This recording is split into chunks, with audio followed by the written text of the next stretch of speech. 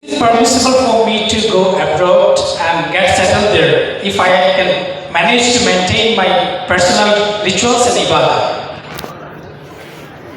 Going overseas for legitimate reasons, the default ruling is that it is permissible as long as you can maintain an Islamic identity. It is permissible. It's not obligatory.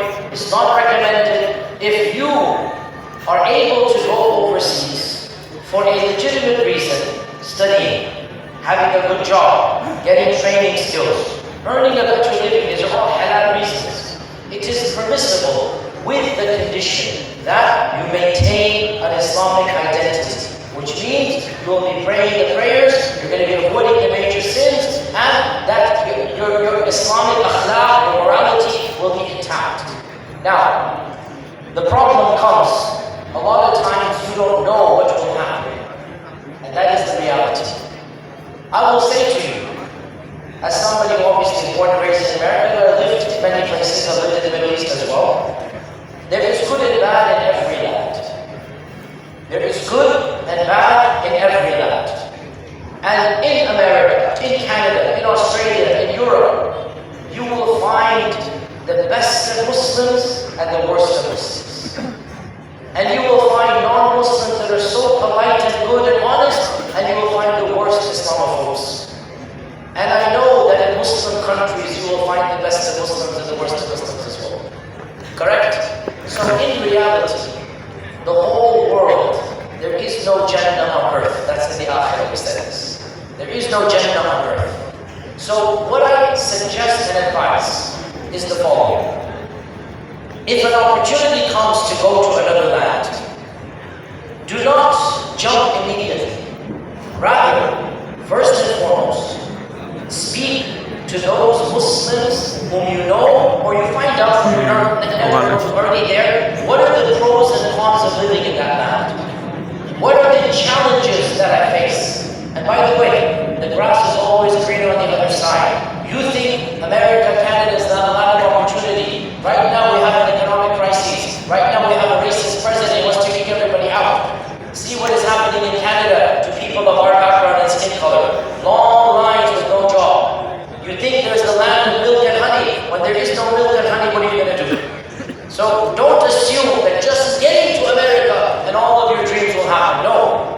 If your salary is $1,500, your rent will be $1,300 as well. Don't forget this. Don't just think of what is the salary going to be. You have to live, you have to eat. Your gas, all of your expenses will be in dollars as well. You will not be expended. Your expenditures not going to be in the local currency right here. So do understand, life is not easy over there. Yes, there are perks and advantages, but there's also negatives. So you need to decide. And also, I have a very honest question to all of you. If all of the bright minds of Bangladesh went overseas, who would be left in Bangladesh?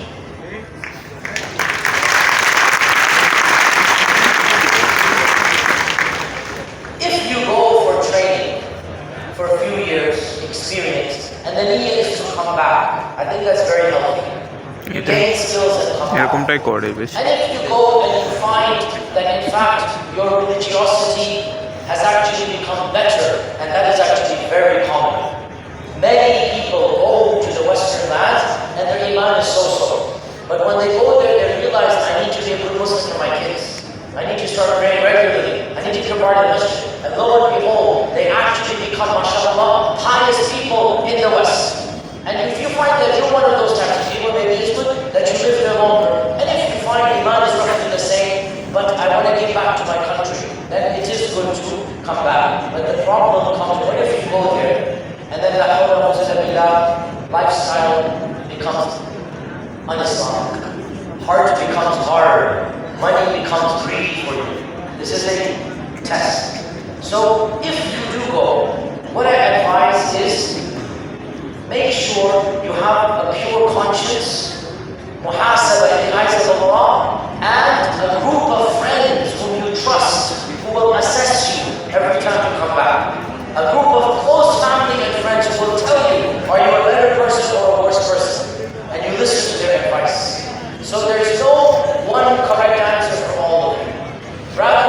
each one of you has different circumstances. For some people, not going is good.